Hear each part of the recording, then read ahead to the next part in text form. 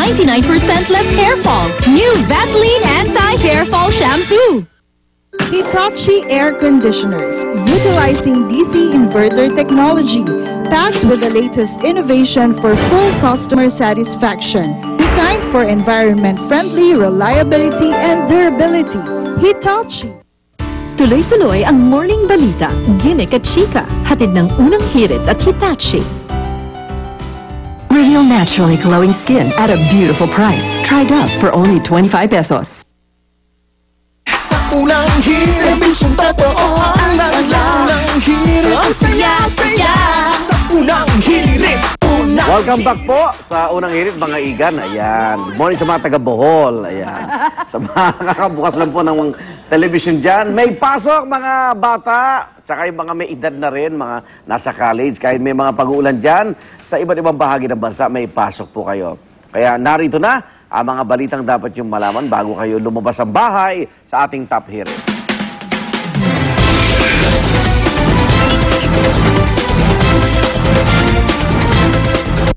Makibalita muli tayo sa Pag-asa kaugnay sa inaasang papasok na bagyo sa bansa.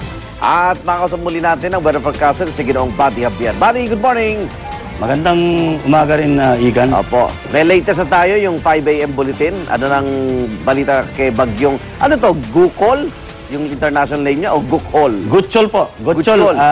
Parang Butchoy, Gutchol. Gutchol. Galing po sa bansang Micronesia.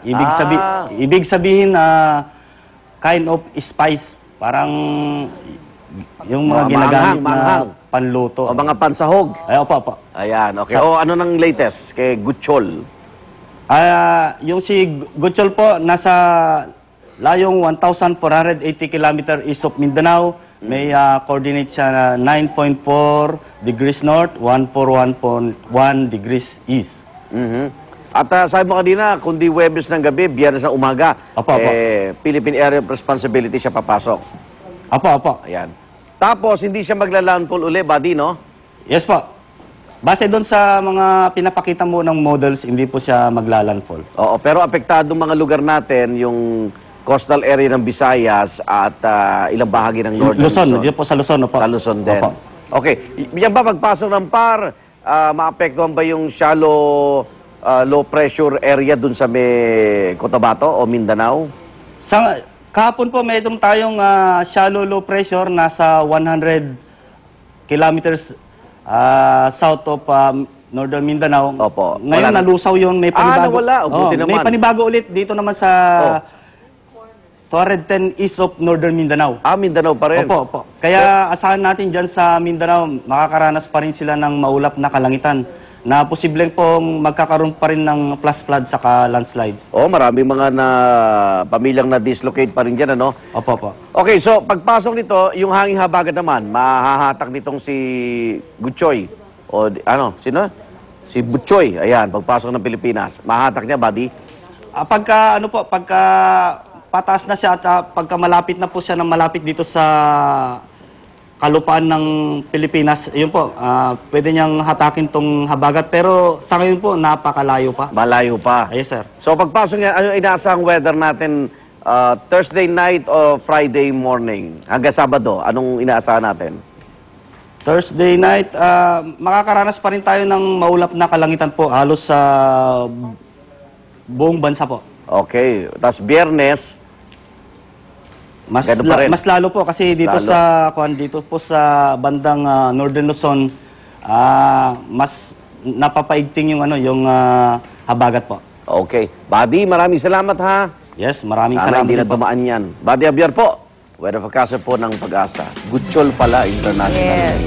Gutchol. Samantala, wala pa mang bagyo sa bansa, kalbaryo na po ang nararanasan ng ilan nating kababayan sa Calasiao, Pangasinan. Paano ba naman kasi halos isang linggo na hong lubog sa baha ang ilang lugar doon. Dagdag pa rito ang pabugso-bugsong pag-ulan dulot po ng hanging habagat. Ang mga motorista walang magawa kundi ilusong ang kanilang mga sasakyan sa abot tuhod na baha. Hindi raw kasi agad humuhupa ang tubig dahil sa problema sa drainage. Samantala, isang bangka naman po ang tumaob sa karagatang sakop ng lalawigan ng Sarangani. Nailigtas na po ang 25 mangingisda na pumalaot habang patuloy po ang search at rescue operations para sa iba pang mangingisdang nawawala. Nakakalungkot naman yan, ano? Search and rescue na pala sila doon. Oo nga. Okay, sana nasa mga ilang isla lang sila. Ayan.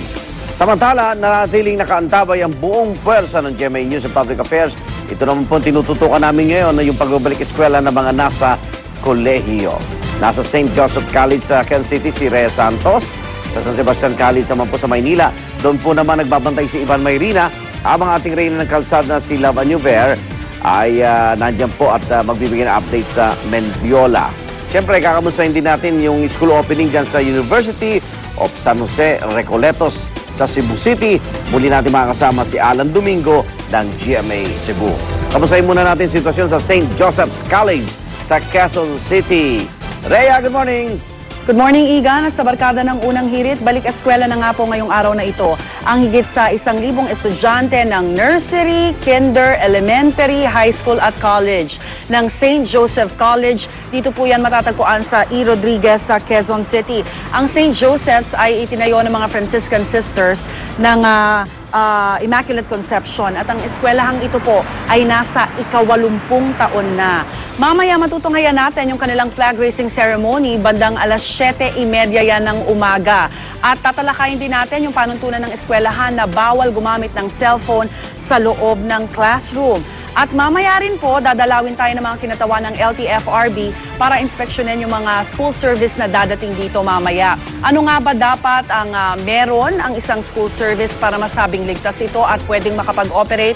Tatalakayin po natin yan mamaya. At syempre bilang bahagi ng ating serbisyong totoo, magkakaroon po ng repainting ang unang hirit sa badminton court ng St. Joseph's. Ito pong badminton court nila ang ginagamit nila sa kanilang mga physical education classes. So gagawin po natin yan mamaya. At syempre, hindi natin kakalimutan ang pamimigay ng mga grooming kits para sa ating mga early birds para naman fresh at presentable sila sa buong araw na ito. Yan at iba pa ihatid ko sa inyo maya-maya lamang. Back to studio. Maraming salamat, Rhea Santos.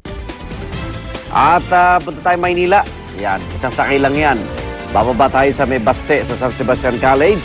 Daron po sa Ivan Mayrina. Ivan? Igan, live nga tayo dito sa San Sebastian College Recoletos dito sa Maynila. Back to school ngayong araw na ito ang may 3,418 students. Kasama dyan ang elementary, high school at college na as of today na student population ng San Sebastian Recoletos. Pero inaasahang lalaki pa ang student population na yan dahil natural naman daw dito ang late enrollment dito sa San Sebastian College. Mamaya sisilipin natin ang magiging proseso ng kanilang late enrollment, bakit nagkakaroon ng mga late enrollees, at sisilipin din natin ang kanilang, ito, may kinaganahan na yung mga estudyante dito. Sisilipin din natin ang isa sa kanilang pinakasikat na programa, yan yung Hotel, Restaurant, and Resort Management. Sisilipin lang natin yung curriculum nila, ano ba yung natututunan ng mga estudyante, bakit ito mabenta sa kanilang mga enrollees. At syempre dahil first day of school, meron tayong serbisyong totoo para sa mga mag-aaral dito. Hindi pa pizza, hindi pa burger, kundi pa-sandwich. Tayo magbabalik mula rito sa San Sebastian College Recoletos. Balik muna sa inyo dyan. Wow, sarap doon. Maraming salamat, Ivan Mayrina. Mamaya na natin alamin kung ano yung palaman. Mendiola. Ayan, sa Maynila pa rin. Medyo pedicab na yan. Galing kay Ivan. At nandun po si Lava Nuber, ang ating reyna ng kalsada. O, Love, kamusta dyan? Good morning, Igan! And good morning sa ating mga estudyante na papasok ka dito sa may area ng Mendiola at U-Belt area. No, naku, napakaraming eskwelahan ngayon ang magbubukas. Kasama na dyan yung kay Ivan. At syempre pa, kasama po dyan ang Centro Escolar University, San Beda College. Pati na rin po ang iba pang mga eskwelahan at universities. Nauna na po sila last week. Yung iba naman early this week, nagbukas din po sila ng kanilang klase. Sa daloy naman po ng trapiko po, Igan, makikita nyo naman talaga napakaganda, napakaluwag. Kaya kung ako sa mga estudyante, dapat maaga talaga silang pumapasok sa kanilang mga eskwelahan para hindi sila masasabon ng kanilang mga teacher pagpasok nila sa kanilang mga room kung sila po ay late. Pero sa mga oras na ito, recto, Mendiola, kayo man po ay. Pero yung Mendiola natin, Igan, sarado sa mga motorista. So, hindi na natin mapapakinabangan muna itong Mendiola area, no? Ang medyo antabayanan natin at tututukan ng mga taga Manila Police District, pati na rin po ng kanilang traffic authorities, ay ito nga pong recto at Legarda, no? Dahil talagang yan kadalasan ay napakabigat po ng daloy ng trapiko. Pero sa ngayon, Igan, beautiful pa. Maski mga estudyante, mangilan-ngilan pa rin na natin nakikita, hindi pa masyadong dagsa ang ating mga estudyante dito po sa may U-Belt at Mindiola area. Yan muna ang aking update mula dito sa Maynila. Diyan muna tayo sa Quezon City sa'yo, Igan. Balik sa'yo. Maraming